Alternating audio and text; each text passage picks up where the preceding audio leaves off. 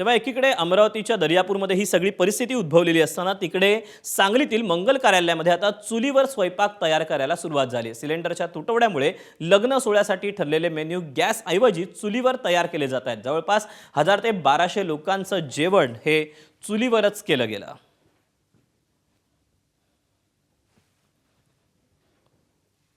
11 तारखेपासून आम्ही पूर्ण स्वयंपाक चुलीवर चालू केलेला आहे। कारण आता सिलेंडर मिळतच नाहीये, त्यामुळं आणि ह्या तारखा आहेत त्या जवळपास 6 ते 8 महिने आधी बुक केलेल्या आहेत। त्यामुळं आम्ही कुणालाही अडचणीत आणलेलं नाहीये आणि आहे तसं व्यवस्थित मेनूत बदल न करता सर्व स्वयंपाक चालू ठेवलेला। आखातातील युद्धाचा फटका शेकडो लग्नकार्यांना बसतोय।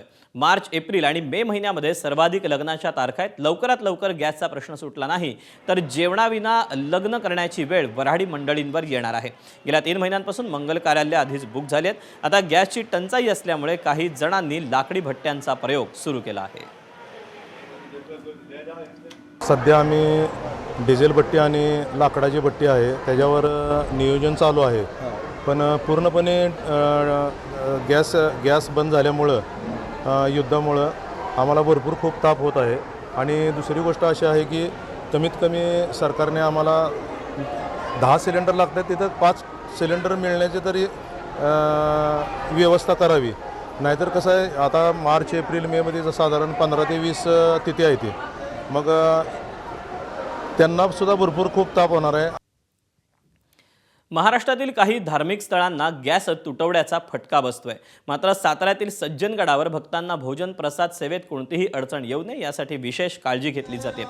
दररोज हजारो भाविक सज्जनगडावर दर्शनासाठी येत असतात आणि महाप्रसादाचा लाभ घेतात। गॅस टंचाईचं संकट असलं तरी तिथे येणाऱ्या प्रत्येक भक्ताला भोजन प्रसाद मिळावा यासाठी श्री समर्थ सेवा मंडळाकडून योग्य नियोजन करण्यात आलंय। याचा आढावा घेतलेला आहे वैभव बोडकेनं। श्री समर्थ सेवा मंडळ सज्जनगड आमच्या इथं वर्षभर जे आमदान चालतं ते असंच चालू राहणार आहे। गॅस टंचाई जरी असली तरी आम्ही कमी प्रमाणात का होईना पण सर्वांना अनुदान करतो, ते कधीही कमी बंद होणार नाही आमच्याकडं। आणि सरकारने जे सांगितलं जे युद्ध चाललेलं आहे त्याचा परिणाम इकडे एवढा काही फारसा होणार नाही, कारण सिलेंडर कमी प्रमाणात मिळतात आम्हाला, तेवढा आम्ही भागू शकतो तेवढ्याच्यावरती। गॅस तुटवड्याचा फटका अहिल्यानगरमधील अनेक देवस्थानांच्या प्रसादालयाला बसला। अहिल्यानगरच्या आगडगाव इथल्या श्री क्षेत्र कालभैरवनाथ देवस्थानात प्रत्येक रविवारी जवळपास 5000 भाविकांसाठी महाप्रसादाचं आयोजन केलं जातं। मात्र गॅस सिलेंडरचा तुटवडा असल्यानं देवस्थानानं चुलीवर महाप्रसाद शिजवायला सुरुवात केली। आढावा घेतला सुनील भोंगळनं। आखाती देशामध्ये सुरू असलेल्या युद्धामुळे गॅस सिलेंडरचा तुटवडा जो आहे तर तो जाणवू लागलेला आहे। एकंदरीत जर बघितलं याचा परिणाम हा अनेक देवस्थानाच्या ठिकाणी असलेल्या प्रसादालय असतील किंवा जे भोजनालय आहे तर त्यावरती झालेला पाहायला मिळतं। मी सध्या आता श्री क्षेत्र आगडगाव येथील काळभैरवनाथ मंदिरामध्ये आहे आणि या ठिकाणी दर रविवारी आमटी भाकरीचा प्रसाद जो आहे तर तो भाविकांना दिला जातो। आता हा प्रसाद जो आहे तर तो चुलीवरती बनवण्याचं नियोजन जे आहे हे देवस्थानच्या वतीनं करण्यात आलेलं आहे। जवळपास 5000हून अधिक भाविकांचं जे आहे दर रविवारी या ठिकाणी त्यांना महाप्रसाद जो आहे तर तो दिला जातो। देवस्थानकडून यावरती पर्याय काढला गेला आहे आणि अशा पद्धतीनं चुलीवरती हा महाप्रसाद जो आहे तर तो बनवला जातो आहे। कॅमेरा पर्सन प्रसादसह सुनील भोंगळे, एबीपी माझा, आगडगाव, अहिल्यानगर। गॅसच्या तुटवड्यामुळे लातूरमधील मेस चालकही अडचणीत आलेत। गॅस पुरवठा विस्कळीत झाल्यानं मेस व्यवसायावर मोठा परिणाम झाला। शहरातील गॅस उपलब्ध नसल्यानं चुलीवर स्वयंपाक करण्याची वेळ इथल्या मेस चालकांवर आली। लातूरमध्ये मोठ्या संख्येनं बाहेरून विद्यार्थी शिक्षणासाठी येतात, त्यांच्या जेवणाची व्यवस्था करण्यासाठी चुलीवर स्वयंपाक करण्याखेरीज दुसरा पर्याय नसल्याचं इथले मेस चालक सांगतायत। लाईटीचे शेगडी आणून बैठलो परंतु ते काही आम्हाला सूट होत नाही, त्याच्यामुळं आम्हाला आता गॅसची आवश्यकता आहे। आणि गॅसची सप्लाय तर आमची 2-3 दिवस झालं बंद आहे आणि 300 मुलांना कसं जेवण घालायचं आता आम्हाला हा प्रश्न पडला, कारण हे सर्व मुलं बाहेर जिल्ह्यातले आहेत, त्यांच्या रूमवर काही जेवायची व्यवस्था राहत नाही, हे पूर्ण आमच्यावर अवलंबून आहे। त्याच्यामुळं खूपच असं गंभीर परिस्थिती आहे। धाराशिवच्या तुळजापूर आणि येरमाळ्यामध्ये यात्रा होणार आहे। या यात्रेसाठी लागणाऱ्या गॅस सिलेंडरबाबतचा अहवाल जिल्हाधिकाऱ्यांनी मागवला। गॅसची साठेबाजी आणि काळाबाजार झाल्यास कायदेशीर कारवाई केली जाणार आहे। साठेबाजी करणाऱ्यांवर धाडी टाकून जप्तीची कारवाई करण्याच्या सूचना जिल्हाधिकारी कीर्ती किरण पुजारींनी दिल्या।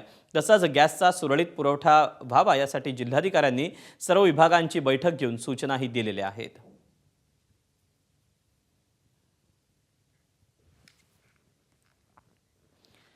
सध्या राज्यात गॅस सिलेंडरचा तुटवडा जाणवतोय। गॅस तुटवड्याचा फटका वारकऱ्यांनाही बसला। जालन्यातील जाफराबादमधल्या भारज बुद्रुक गावातील 1500 वारकरी पायी शेगावात पोहोचले। गॅस संपल्यानं वारकऱ्यांनी दररोज म्हणजे 5 दिवस 1500 जणांचा दोन्ही वेळचा स्वयंपाक चुलीवर केला। सध्या सर्वत्र गॅस तुटवडा जाणवतोय। पायी वारीसोबत गॅस सिलेंडर होते, मात्र ते संपले। अशातच सोबत असलेल्या लाकडाचा वापर करून त्यांनी चुलीवर स्वयंपाक केला। त्यामुळे अडचण आली नाही अशी प्रतिक्रिया वारकऱ्यांनी दिली। एकूण आमचे 4 मुक्काम पूर्ण होतात। 5व्या दिवशी आम्ही श्री क्षेत्र शेगाव येथे पोहोचतो। आमच्यासोबत सर्व जेवणाची आणि सर्व व्यवस्था असते। काही ग्रामस्थांच्या वतीने सुद्धा आम्हाला ही व्यवस्था दिली। यंदा थोडा गॅसचा तुटवडा आम्हाला आला, पण सोबत इंधन असल्यामुळं तो त्रास काही झाला नाही। पण यंदा गॅस टंचाई आमच्या दिंडीला फार भासलेली आहे। एबीपी माझा, उघडा डोळे बघा नीट।